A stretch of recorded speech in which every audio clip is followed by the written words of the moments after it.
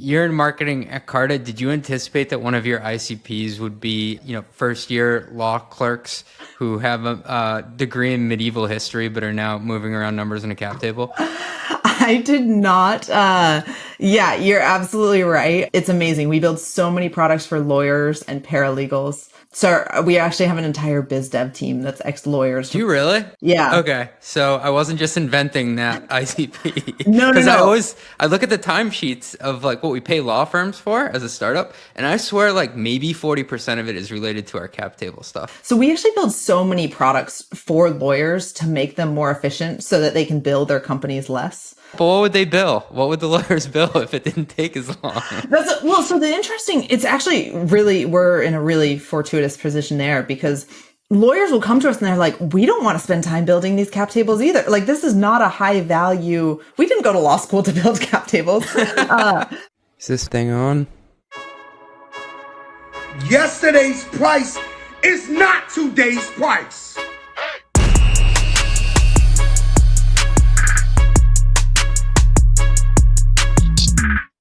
Thank you, Fat Joe, and welcome to Run the Numbers, where I interview world-class CFOs, operators, and the investors who fund them on how to get the most out of your company's performance. This podcast is a playbook of sorts for ambitious people in the worlds of finance, strategy, and operations. Today, my guest is Angela Winegar, head of growth at Carta and recovering venture capitalist. Angela is obsessed with the capital markets and brings that unique finance lens to her job at the leader in cap table management.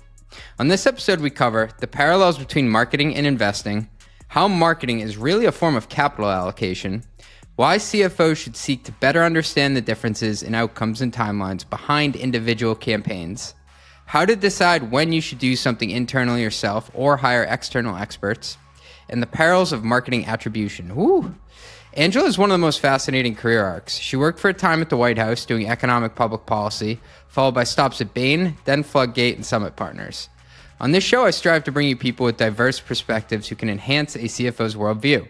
I'm lucky to have Angela on, as she not only explains the inner workings of marketing growth initiatives, but also has strong opinions on the efficient market hypothesis and capital allocation. All this and much, much more after a short word from our sponsors. Cash is king. As the CFO of a SaaS company, I know firsthand how important it is to maintain a healthy AR balance. If you can't effectively manage cash, you can't service debt, make payroll, or invest in growing your business. That's why I'm so excited to partner with the sponsor of today's episode, Maxio, the leading billing and financial operations platform for B2B SaaS. Maxio helps top SaaS companies like Chili Piper, Crunchbase, and Stack Overflow get cash in the door faster by automating collections and dunning. Gone are the days of manually chasing down invoices. Join the 2,500 plus subscription businesses using Maxio, formerly SaaS Optics and Chargeify, to eliminate revenue leakage and streamline order to cash. It's never been easier to get paid. Visit maxio.com/run the numbers to supercharge your financial operations in 2024. Not only does requesting a demo using the Run the Numbers link help support this podcast, ya boy, you also receive a 10% discount on your first year with Maxio. Woo! That's maxio.com/run the numbers. That's maxio.com/run the numbers. Okay, serious question for all my accounting pros here today. Are you doing what you were hired to do? What I mean is, do you have time to actually be a business partner, or are you buried in tedious manual tasks just to get your journal entries prepared every month? I know how that feels. Leapfin's here to help with that. Leapfin is accounting automation software that automatically prepares and posts reliable journal entries. And that's just the beginning. High-growth businesses like Reddit, Canva, and SeatGeek choose Leapfin to eliminate manual tasks, accelerate month-end close, and enable accounting leaders like you to provide faster insights that will help your company grow. If you're battling messy transaction data from Stripe, Adyen, Shopify, Apple Pay, and other PSPs, and then battling again to get it all into NetSuite, go to leapfin.com to watch their short product intro video. And if you like what you see, request a 15-minute conversation to learn how accounting automation can help you and your team. Check out leapfin.com today. That's leap like jump, fin like shark. I just made that up. I hope they're okay with it. Leapfin.com. Welcome back to another episode of the Run the Numbers podcast. I'm here with Angela, who works at maybe my favorite company in the world. Don't tell my sponsors that. But she is the head of growth marketing at Carta. Thanks so much for joining me. Thanks for having me, CJ. Excited to be here. What struck me from looking at your background, Angela, is that you took the investment and strategy route to end up in marketing. And I'm sure that resonates with a lot of the CFOs and VCs who listen to this podcast. How did that happen, and what parallels can you draw between marketing and investing? Yeah, my background, I would say, is very non-traditional for a marketer. So my very first gig, I worked in the markets room of the US Treasury, which is the team that reports out to the president on what's going on in financial markets every day. The president of the United States? The president of the United States. I was an intern. It's called the markets room, and it's a little team. At the time, we sat in the basement of the U.S. Treasury, which was it was like drafty, and there were like rats and stuff. It was it was like a whole thing. And actually, it's funny, the director of that office at the time when I was there in undergrad was ex-McKinsey and Goldman, and basically was like, hey, you should really think about management consulting. This is like a great gig for people like you who are more generalist. And so went to Bain. I was there for 2.5 years, did the associate consultant program there. To your point, I think Bain probably churns out more CFOs than CMOs, but was at Bain for 2.5 years, worked a little bit on sales strategy for tech companies, which is starting to blend into this go-to-market, world. Did lots of financial analysis. I believe that your first job really, really shapes you. And in my heart, I still think of myself as a data analyst. And so after I'd been at Bain for 2.5 years, I got recruited over to this company called Freshly Picked. And Freshly Picked is an e-commerce brand that actually sells baby apparel. So I was not a parent at the time when I was there, but it was one of those opportunities where they basically were like, come be our CMO. You can run this team. We need help financing. We're going to go out and fundraise. At the time we were thinking it would be venture. And it just felt like one of those opportunities that was too good to pass up. We went and pitched VCs in 2017 on D2C, and every VC is like, hey, we're not interested in D2C anymore. Like we don't do that anymore. And it was really quite the like cold water on like, okay, like, this is going to be hard. We ended up pivoting and going the growth equity and private equity route. And in doing so, I had to learn, basically, I'm not only learning marketing to consumers and selling baby products, I'm learning how do I pitch a company? And how do I go sell equity in a company? But at that point, applied to grad school. And while I was in grad school, was like, hey, this investing thing is really interesting. I want to learn as much about it as I can. So I did a bunch of rapid fire internships, worked at Norwest on the consumer team, learned all the basics, cohort analysis, cap table management, one of our favorite topics, LTV to CAC analysis, like all those types of things. And then I did a couple other things, but was at Summit for a little while. Growth equity fund, and they are running a traditional associate outbound model. If you know how growth equity works, they actually source, I think it's around half of all the deals they do are proprietarily sourced, meaning an associate emailed the company wasn't thinking about selling, and eventually they kind of, pitched the company on selling some of their equity. And this was really the first time I looked at investing and I was like, whoa, what you're doing is you're just running a SaaS funnel. Like this is actually just a really standard go-to-market funnel. And then I ended up taking a gig at Floodgate Fund, which for the investors listening is Maples? Like with Mike Maples and Miraco. Yeah, I was working with Mike. Amazing dude. Learned insane amounts from Mike and Ann. They are just absolutely legendary investors. And so when I went there, if you're an investor listening, really can't get much different on the investing spectrum from Summit Partners to Floodgate, where it's like all metrics, very standard growth equity, to, you are investing in a person and an idea, and half the time that idea changes. But the thing that really struck me going to Floodgate is, I kind of already had this model in my head of investing as a funnel.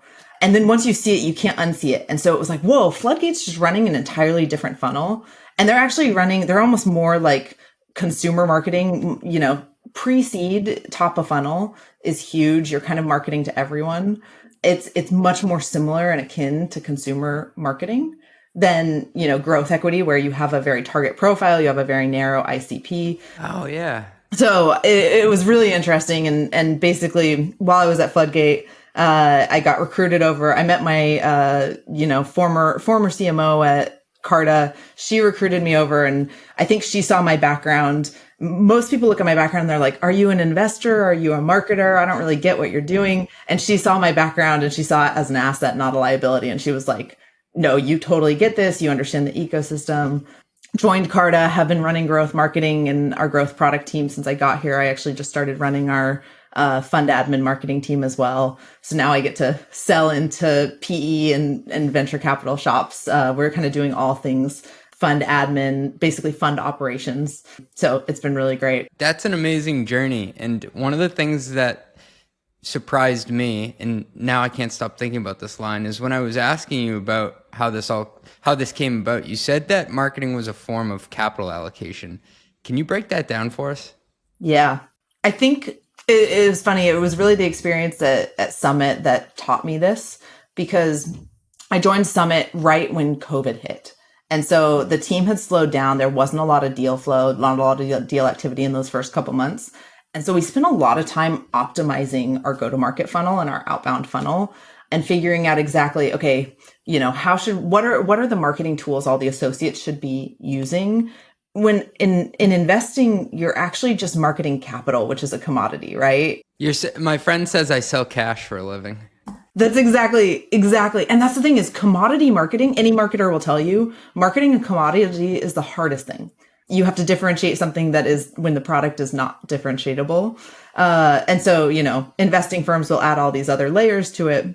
But when you think about how you spend your time and how you spend your resources, the most important thing you're doing as an investor is deciding where to put your capital. Right. It's the exact same thing as a marketer, and especially leading a marketing team. If I'm trying to decide, okay, if my CFO is like, hey, Angela, I think we have some extra, this never happens in this environment, but if he did come to me and was like, hey, I think we have some extra capital, like where would you put it? Where do you see the opportunity? As a marketer, you're trying to decide between, do I hire an extra events person or an extra demand gen person or an extra brand person or an extra paid marketer?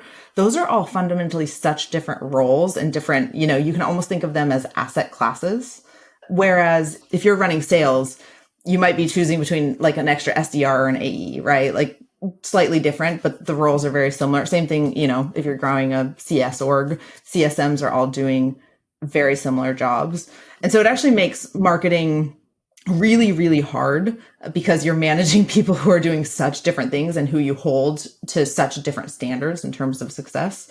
It's also what I think makes the job the most interesting is you're trying to decide, where do I put this?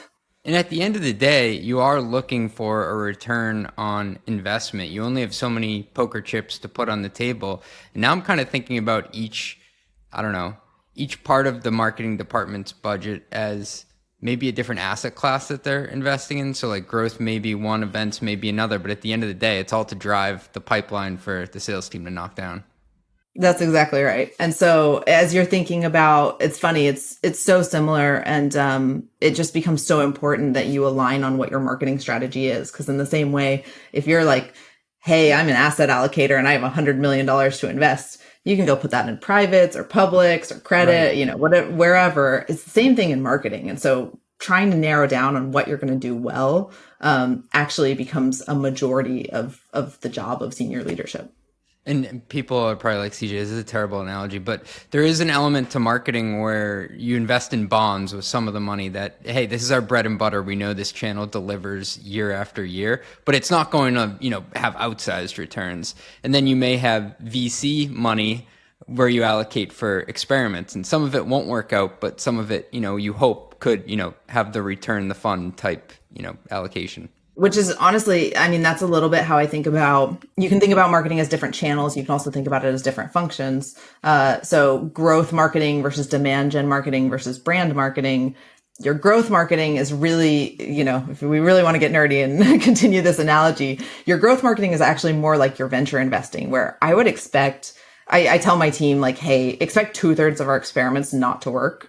And just like if you're a venture allocator, you're going to have a bunch of companies that don't do anything, but that 30% that do really well, that's what's going to return your fund. Same way in growth of you're really looking for what are those channels that are going to be huge unlocks for the business that are going to take you from Series B to Series D. You really only need one channel that works really, really well. Yeah. So, and then same thing, demand gen, I would say, is very akin to the bonds. Email is a very reliable channel. Virtual events post-COVID, you know exactly what you're going to get out of them. But like, you're probably never going to get an email that is like an 100x email. And that's okay. It'd be great. The 100x webinar that we're all looking for. Yeah, exactly. I'm sure everyone listening to this podcast is like, oh dear, not another webinar. Well, so we spoke to Jonathan Becker, who runs Thrive Digital, and that's one of the largest marketing agencies catering to Silicon Valley. And he made the joke that the best investors in the world need to get 8% to 10% returns each year, and they're heroes. But marketers need to get 2x to 3x their invested capital. Does that ring true at all? Yeah, no, that joke hits a little too close to home. I mean, he's right. And he's the thing I'll say, you know, taking the more capital allocator lens to it is you would never invest in a venture fund or a VC fund that isn't going to 2 or 3x, right? And so it's a little bit, but exactly. I would say marketers are usually held to that standard. Hey, thanks for listening. We'll be right back after a word from our sponsors. Financial operations are needlessly complex. Startups have to cobble together a patchwork of tools to reconcile transactions from different sources, work to get a holistic view of cash flow and how it maps to company priorities, and struggle to glean answers from platforms that speak different languages. Simplicity can transform your business operations. That's why Mercury powers your financial workflows from the bank account so you can pay bills faster, stay in control of company spend, and speed up reconciliation. Apply in minutes at Mercury.com and join over 100,000 ambitious startups that trust Mercury. I like that. Not just for banking and credit cards, but for the precision, control, and focus they need to transform their financial workflows and perform at their best. Mercury, the art of simplified finances. Mercury is a financial technology company, not a bank. Banking services provided by Choice Financial Group and Evolve Bank and Trust. Members FDIC. I always want to do that voice. Quick math, the less your business spends on operations, on multiple systems, on delivering your product or service, the more margin you have and the more money you keep. That's the goal, isn't it? But with higher expenses on materials, employees, distribution, and borrowing, everything costs more. Yesterday's price is not today's price. So to reduce costs and headaches, smart businesses are graduating to NetSuite by Oracle. NetSuite is the #1 cloud financial system, bringing accounting, financial management, inventory, HR into one platform and one source of truth.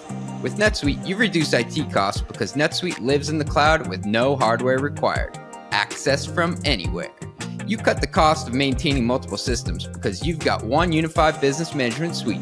You improve efficiency by bringing all your major business processes into one platform, slashing manual tasks and errors.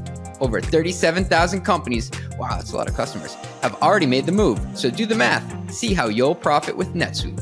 And back by popular demand, NetSuite has extended its one-of-a-kind flexible financing program for a few more weeks.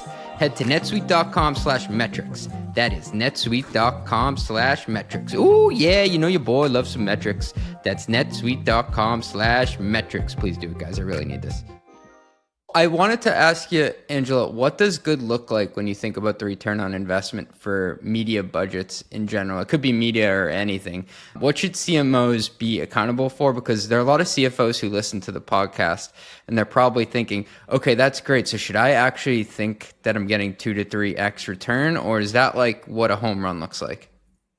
I'm hesitant to say like, hey, 2 to 3x or, 10x or 7 to 10% is the right return, because it's so dependent on stage, on, market conditions, strategy. And so I would say the thing I would push all the CFOs listening to think about is align with your marketing leaders on what your marketing strategy is. Going back to the analogy of, if you're an LP, you would never go to a GP and say, put 100 million wherever you want. It's like you're going to back a GP with a certain strategy. And so if you're running an ABM strategy where you're only targeting 500 accounts, what you're going to look for in terms of metrics and ROI and success is going to be so different than if you're running a bunch of creative brand awareness focus versus, if you're kind of in a growth phase. So that's where I'd really love to see a CMO partnering with a CFO and honestly the entire leadership team on what are marketing goals and how are you going to get there. Going back to my strategy roots, I'd say like the best definition of strategy is what are you not going to do? And something I increasingly see in marketing today is people want to see marketers. It's like, I want brand awareness for every product. I want demand gen for every product. I want, basically full funnel. I want, I want to be able to do all this customer marketing that's going to, grow our NRR like crazy. And so being really intentional with your marketing leadership team around what their strategy is. And then the metrics and the, expected returns kind of fall out of that. So part of the friction between CMOs and CFOs historically, I think, is actually just understanding what the definitions are. And that's part of the strategy. And I do hate to admit it, but when CMOs tell me this budget is earmarked for brand, this budget is allocated for demand gen, and this bucket's for growth, I still can't totally explain the difference between the two. So maybe just to ask you, can you break down like what does brand mean? Does that mean that I don't actually know what the return on this is going to be? No, which is great. I would say it's funny. I think maybe 10 years ago, we had this term called performance marketing. And we would say there's brand marketing and performance is everything you measure and brand is everything you can't. In 2024, the beauty is that you actually can and should be able to measure everything. Okay, so no more excuses. You should be able to measure both. You should be able to measure both, but I think the clarifying point is I would expect brand to pay out. You should be looking at 3 to 5 year timelines minimum. So the way I'd bucket each, I'll go through and tell you how I think about each. And when everyone says brand, they all might mean different things. So definitions, according to Angela, are, I would say, growth is really applying the scientific method to business is the best definition I've heard of growth, where you have a hypothesis and you go test it. And this is, what we're talking about of only 30% of your experiments are going to work, and that's okay. And the point is to unlock those 10x strategies. And if you unlock just one 10x strategy a year, it's very, very worth it. So every marketer at a Series A company should be a growth marketer because they just don't know and they're learning and testing a lot of things. Demand gen is really what we were talking about with emails and webinars. They are known quantity. You're going to know what you get out of each one. And so, but the other thing I'd say about demand gen is what you're trying to do is you are trying to convert anyone who could be a near-term buyer. So someone who's experiencing your pain point. If you're B2B, they are in the role, they are in the seat, they are the decision maker. And that is someone who, you can pull them into your funnel now and they will be able to purchase. In theory, they could purchase today is how I would define demand gen marketing. It's targeted at that audience. The way I think about brand marketing, I think everything you do as a company to some extent is brand marketing, and brand marketing is really how you make people feel. So when you talk about Carta and you say, oh, like, I love this thing about Carta, I hate this thing about Carta, that is all of Carta's brand. And so when you think about turning that into marketing, for me, the best brand marketing is actually pulling people into your funnel who are not buyers today. They are not buyers tomorrow, but they might be a buyer a year from now. They might be an influencer a couple years from now. And because they've had that touch point with your brand, that brand marketing, you are building up your pipeline for 1, 2, 3, 4, 5 years from now, so that when you are conducting those demand gen activities 4 years from now, you actually have a very warm audience to go after. That totally hits home. And just to tie it back to the investment class, philosophy that we were digging into, we were talking about the returns you get back, but there also is a time frame with every investment that you make. And so I always thought of brand as like what CMOs say, and look at this thing over here, I can't really measure it. But what you're saying is that you should be able to measure it, and it's really a longer term play. I'll give you a couple examples. Yeah. And I'm still working on whatever this hypothesis is, but I've been thinking a lot about the concept of alpha and beta in marketing. So I would say demand gen is usually very high beta. Your emails are going to work really well when the market's hot. They're not going to when it's not. I actually think brand is where you can have really outsized alpha, and that's what makes brand really interesting. So say more about that. Yeah. So an example I'll give you is, There's I would say high alpha brand marketing and low alpha brand marketing. So one I think about is my husband and I we have a growing family. We just bought a Kia Telluride. We love it. We are obsessed with our Kia Telluride. It's like the best thing that has happened to our family with, 2 kids, dog situation. It's great. When I think about brand marketing for Kia, I saw them. They were all over the Australian Open. I bet if you asked anyone who watched the Australian Open and said, who sponsored it? No one would tell you Kia, right? Like for me, that is actually very high beta brand marketing where you just buy a sponsorship and you plaster your logo places. Maybe you run some commercials during the thing, right? High alpha brand marketing is, I just went on your podcast and said, I love my Kia Telluride. The other day our neighbors were walking past and we were like, oh, get in, check out how spacious the back row is, right? Like that is high alpha brand marketing. Actually, I'll give you an example of how we've translated this at Carta. One other example, we have a product called Carta Total Compensation that we launched in 2021. It's mostly for CFOs, people leaders. It's a benchmarking tool to effectively help with all of your benchmarking and workflows around hiring. So how much should I pay someone in equity? Which makes a lot of sense why Carta does this because we have all this data on what you should pay people in equity. I have a friend who is he's COO, CFO at a Series A startup. And I went to lunch with him like 6 months after we launched this product. And I brought it up and he's like, oh yeah, remind me what that product is again. And I was like, oh man, like, I feel like we've emailed everyone, all of our customers about this product. Like, I can't believe you don't know, but I explained it. I went back in our Salesforce after lunch and I looked at his account. We had emailed their account 22 times about Carta Total Comp, and he couldn't tell me what it was, right? Yeah. We just launched, and in the last couple of months, we launched something called Friend at Carta, because what we found for employees at Carta, we found a lot of our friends were asking us like, hey, I'm interviewing for this job at this company. What should I negotiate on comp? Oh, that's smart. That's like a real world use case. That happens to me all the time. So, well, fun fact, now you can refer them. So if you go to carta.com/friend, you can pull any comp band. There's some limitations. You can only pull one per 24 hours. But basically, if you want to go and see what should I, pay someone in terms of both equity and salary, we have launched it on the website. That to me is high alpha brand marketing because it's actually aimed at employees. Like the buyer of this product is CFOs and HR people leaders. Right. But we really deeply believe if every employee knows that this exists, then every CFO and every people leader will also by definition know that it exists. And so that's how I would think about we're never going to be able to tell, if our CFO were like, tell me how many, leads have come from this. It's like, you don't really know, but what I can tell you, I can quantify the number of people who have visited that site. I can quantify, the number of bands that have been pulled. And then you can kind of see the corresponding.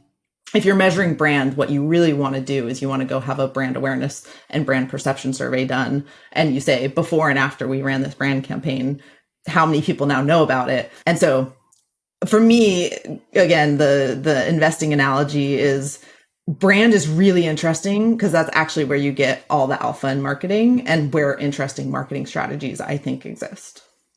A lot of people have that one friend that they go to for, say, recipes, or the one friend they go to for tips when you're in Disney World. I'm that one friend that people go to for how much equity should I ask for at my next job. Amazing. And now you can just send them straight to carta.com/friend. So it's great. Yeah, I'll hook it up. Yeah. So another point of contention or debate between CFOs and CMOs is when you should actually have your marketing team do it themselves versus outsource it to either contractors or really any flex capacity. So if you only have so many, chips to put on the table, whether it be for programs or people, how do you yourself decide if you should do it internally versus externally? So, I'm going back to my strategy consultant roots of classic build versus buy. Ooh, this is a hot one. Okay, let's do it. Yeah, exactly. And it's like every build versus buy framework will send you back to, hey, is this strategic to your organization? I think a lot of companies spend time and effort on strategy, and they don't spend a lot of time and effort on marketing strategy, which really should be led by your CMO. But, if your CMO, like they might have it in their head, but it's not communicated in the way a company-wide strategy might be. But you always want to kind of go back to, okay, what is your marketing strategy? And then you can just decide if each channel respectively is strategic. So I'll give an example. I feel like paid is like the easiest example to give here. Lots of companies outsource paid. I've spent way too much time in my background on it, just starting, I think, in consumer marketing, where paid is one of the biggest levers that you have. But then going back to my time at Carta, it's interesting where I think Carta, like many SaaS companies right now, is going through a strategic shift upmarket, right? Yeah. I can make a joke about like you listen to earnings call and every single SaaS company is like, yeah, we're spending more time on our enterprise accounts. I think paid is really interesting because it can make a lot of sense if you're spending time in SMB. If you're moving up market, where is paid still strategic to your organization? Like, how do you think about that as your strategy changes? And I would say this is really where, okay, actually paid can be a really great tenant of if you want to run an account-based marketing strategy against enterprise clients, if you have ads following the same 500 people around the internet, that can actually be a really compelling lever for ROI. So there's like, basically, what is the company strategy? What is your marketing strategy? And then how does the channel fit in against that? If it's one of those things where you're like, hey, this is something that is not interesting to us, or not strategic to us right now, but we want to have coverage on it, that's an excellent candidate for something to outsource.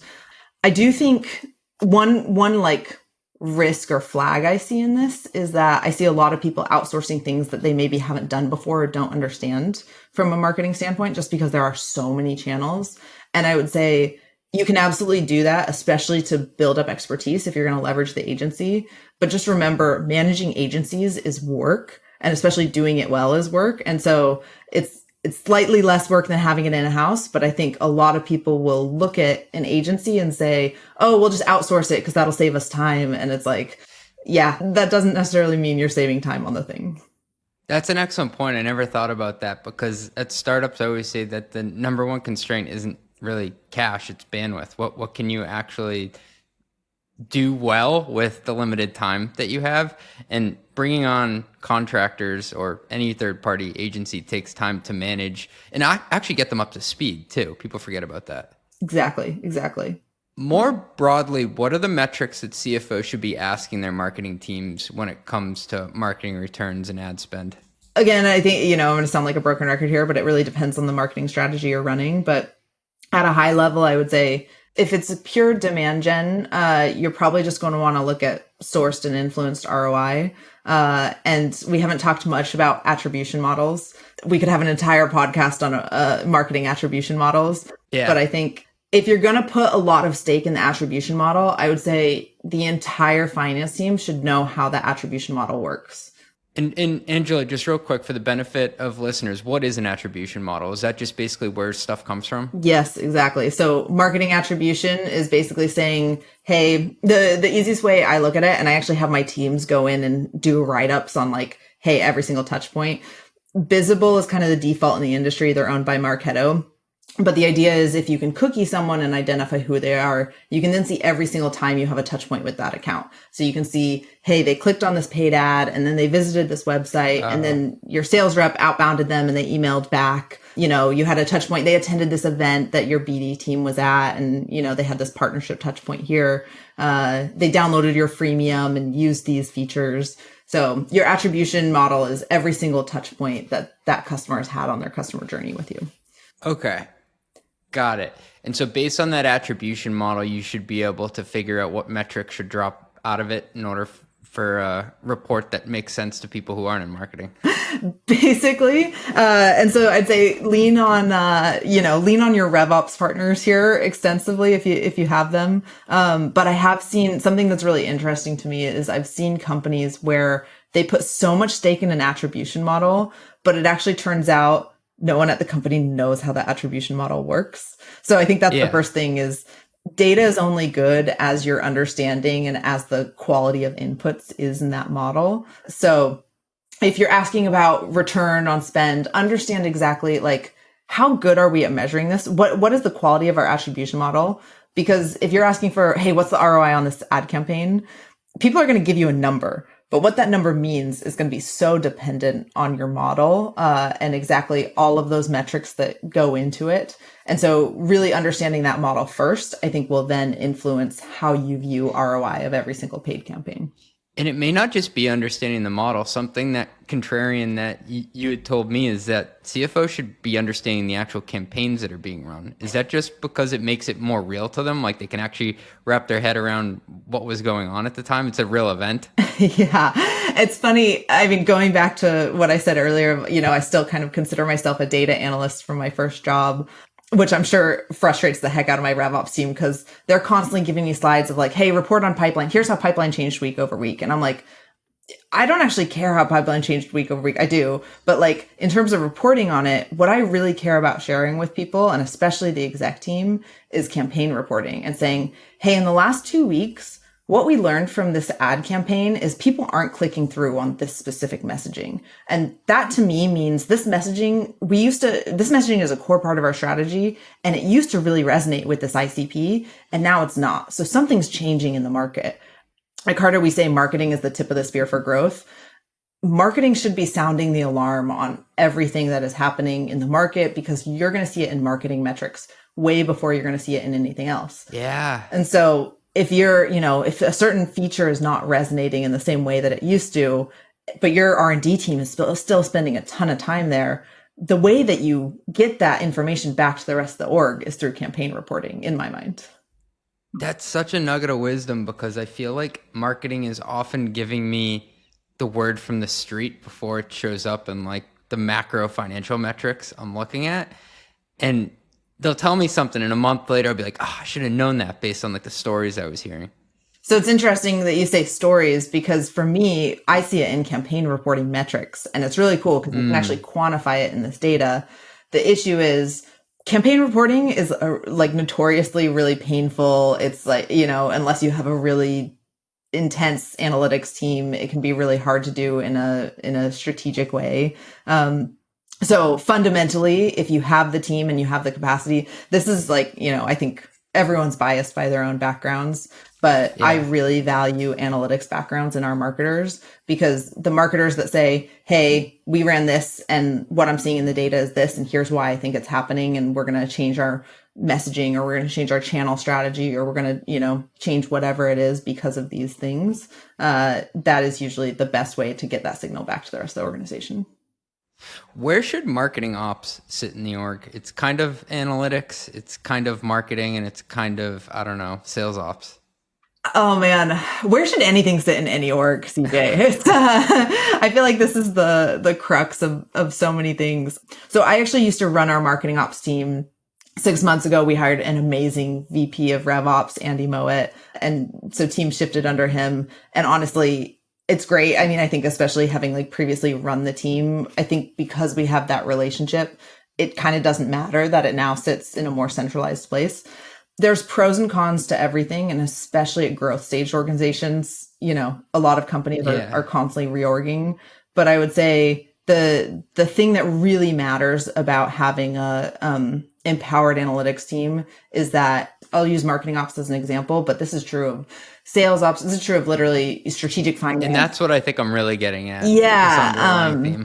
It's like if their job should be, even if strategic finance reports up through finance, which makes sense, they should, the strategic finance person who's assigned to marketing, if the CMO or whoever their key marketing partner is, doesn't feel like they're getting value out of that person, then they are not doing their job as effectively as possible. And so I think the number one role, increasingly as organizations grow, you have these roles where you're serving multiple stakeholders. And I think it's like, if you're marketing ops, if you're strategic finance who's assigned to marketing or sales or whatever other org, if that key stakeholder does not feel like you are on their team helping them, have their best interest at heart, it's just going to create friction in the org. And so I think it's all about how you drive kind of that incentive alignment. And that's actually, we were talking about attribution models. That's one of the worst things I've seen happen with attribution models. So as orgs are setting up attribution models and as you're figuring all that out, I would say incentives really, really matter. And if you set up the right attribution model so that sales and marketing constantly feel like they're working together, you can create a really amazing go-to-market org that works very closely together. if you set up the model and if you set up reporting in a way that says sales did this, marketing did this, marketing, why aren't you doing more? Sales, why aren't you doing more? It can actually create a lot of friction. And that creates, more friction internally just means the organization isn't operating as well as it should. And so that doesn't serve anyone well if you're creating competing organizations. We always debate the idea of like people building like centralized fiefdoms of sales ops or rev ops. Like I saw this stat on Amazon once, and I think there are over like 100 like strategic ops person, like strategic overhead basically in just one department serving like one sales leader. And so you get into the debate of like how big is too big for some of these orgs. And a lot of the people are like me, where you've actually worked in a lot of those roles. And then you also get into the debate of where should it sit in terms of how fast can data get to where it needs to. So we had talked to Ethan Schechter, VP of sales at Sneak, and he was saying, I don't want sales ops in my org because people are always going to question if I'm like pushing the data in one direction. And if there's a bit of whistling by the graveyard, like this has been a bad week, I'm just going to like push this one to next week to talk about it. And so I imagine that there are also incentives and communication issues too that you have to think about with marketing ops as well. 1,000%. And it's, it made sense for a while. I think as you have strong strategic leaders and as your leadership is aligned, as at a certain point, it shouldn't really matter if you've set up the incentive structures appropriately. But yeah, I think that piece on data and getting data to the right places especially is spot on. Yeah. You've had one of the more fascinating careers out of anyone I've spoke to thus far. Do you have any interesting stories from the early days when you were in the government sector? What president was it under again? Was it under Obama? It was under Obama. Yeah. So 2012. And so did you I always thought there was a lot of pressure on me to have like a memo write for a CEO with numbers in it. What was that like writing something up that went to the president? The good news is it was max. We got 1 page. You could not go over 1 page because it went in the president's briefing book with like a bunch of other organizations. He didn't use slides, no PowerPoint. Yeah, exactly. No PowerPoint, just written text. It's so funny though, because, I was an intern. So I got to write, I remember I was there for like 2 months and I got to write 1 sentence that went in the president's daily briefing one time. And it was like the biggest day. I like called my mom on my walk home and I'm like, guess what? Like I did all this research all day and I wrote 1 sentence and went to the president. So yeah, it's funny, but such an amazing experience. And I think especially the benefit of government jobs, especially, I think is you really get intentional about writing. And, if you can write 1 sentence to the president, what are you going to write? Right. And so it's like, it's kind of like marketing. If you only have like 100 characters, what are you going to put? That's exactly right. And any observations about just working in government versus working in startups? Was it as slow moving and as bureaucratic as you would think? Because now you work in a place where you have to move fast and break stuff. It's a good question.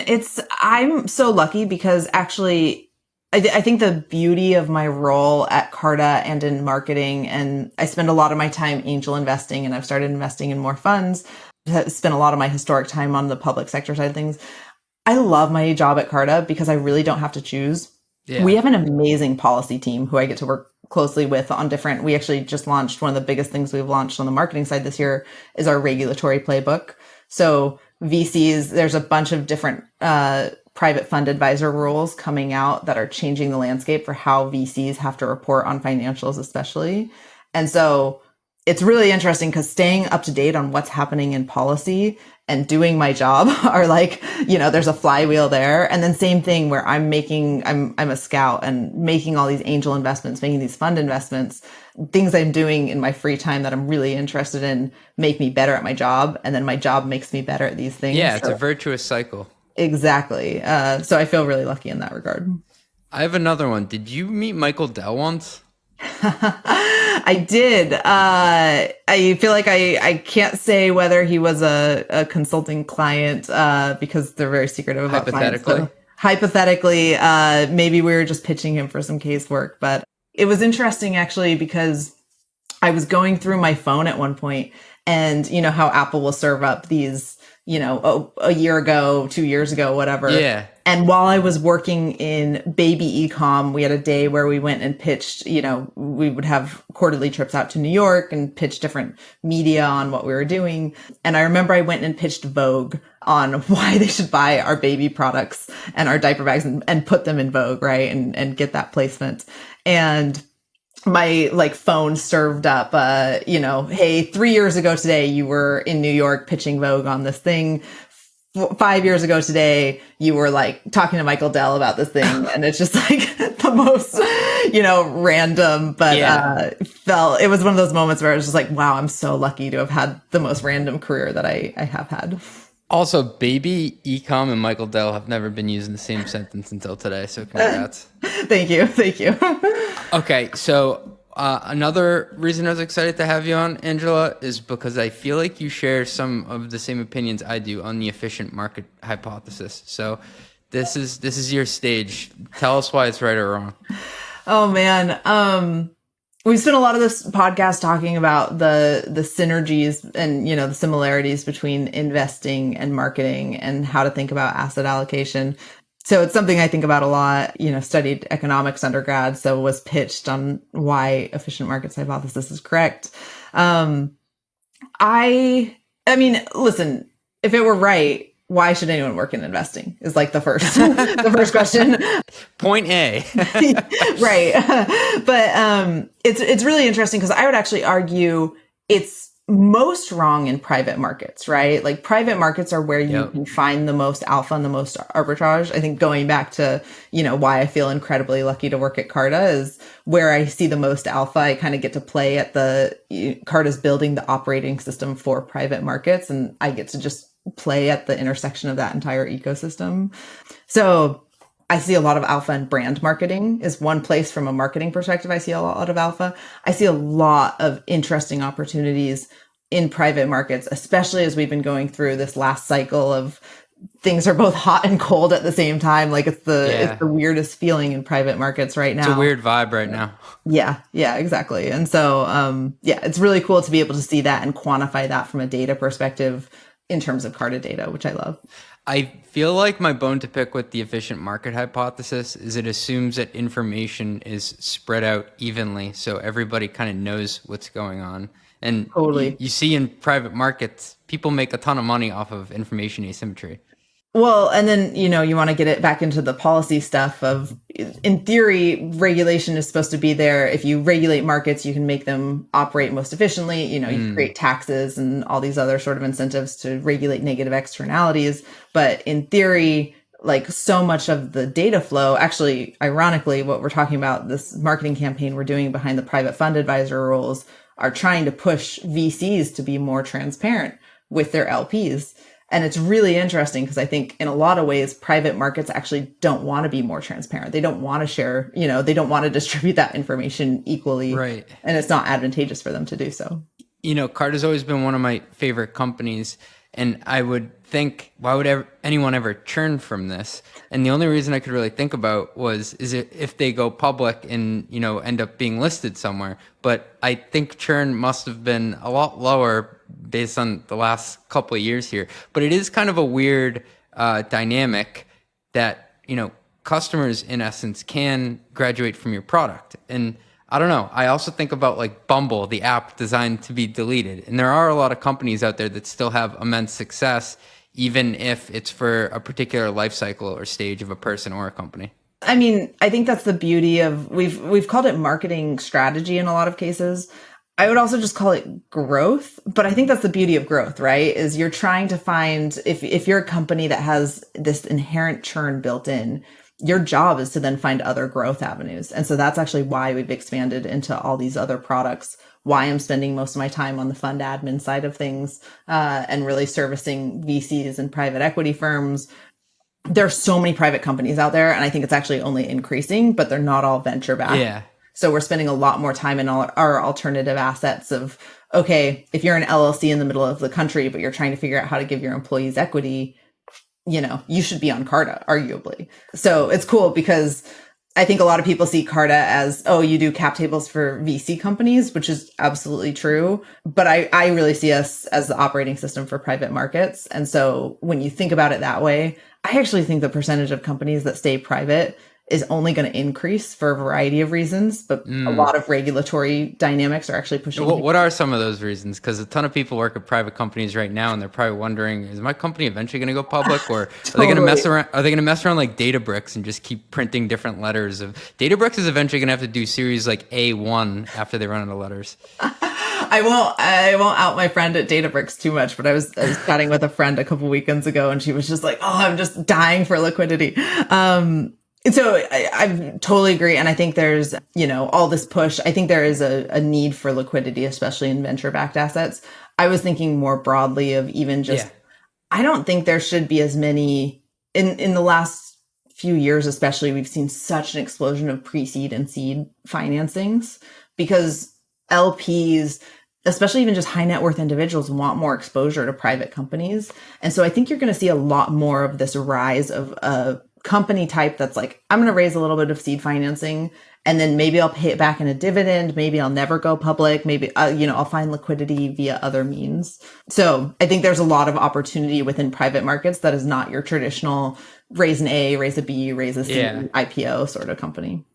Okay, maybe gearing towards a close here. I'd be remiss if I didn't ask about this. So you're in marketing at Carta. Did you anticipate that one of your ICPs would be, first year law clerks who have a degree in medieval history, but are now moving around numbers in a cap table? I did not. Yeah, you're absolutely right. It's amazing. We build so many products for lawyers and paralegals. So we actually have an entire biz dev team that's ex-lawyers. Do you really? Yeah. Okay. So I wasn't just inventing that ICP. No. Because I look at the timesheets of like what we pay law firms for as a startup, and I swear like maybe 40% of it is related to our cap table stuff. So we actually build so many products for lawyers to make them more efficient so that they can build their companies less. But what would they bill? What would the lawyers bill if it didn't take as long? It's actually really, we're in a really fortuitous position there because lawyers will come to us and they're like, we don't want to spend time building these cap tables either. Like, this is not a high value. We didn't go to law school to build cap tables. So it's interesting, but internally it seems like law firms actually have like high value and low value activities that they'll bill for. And they're like, we want to do less of the low value activities. So we actually build we have some really great design partner, major tech law firms that we build product for that also helps, it's usable by companies as well. But the ICP is really traditionally it has been the lawyers running these financings. And so we've been really lucky to partner with them. And then, as a result, I think when we build stuff they love, they'll bring all of their, clients onto Carta. So it's been a really symbiotic kind of relationship for Carta. That's awesome. Angela, this has been a blast. It was at the intersection of a lot of things I like, including cap tables. So thank you for being generous with your time and coming on. And thank you for all the kind words about Carta. I love to hear it. And yeah, it was a pleasure, CJ. Run the Numbers is a mostly LLC production. Yelling an intro by Fat Joe. Artwork by some AI thingamajig. Podcast and video editing is done by Cleancast at cleancast.io. Nothing said on this podcast is intended to be business or investment advice. It's the sole opinion of me, a guy who feeds his dog too much ice cream and has a history of net operating losses, LOL. If you like this podcast, please hit subscribe. It would mean a lot to me.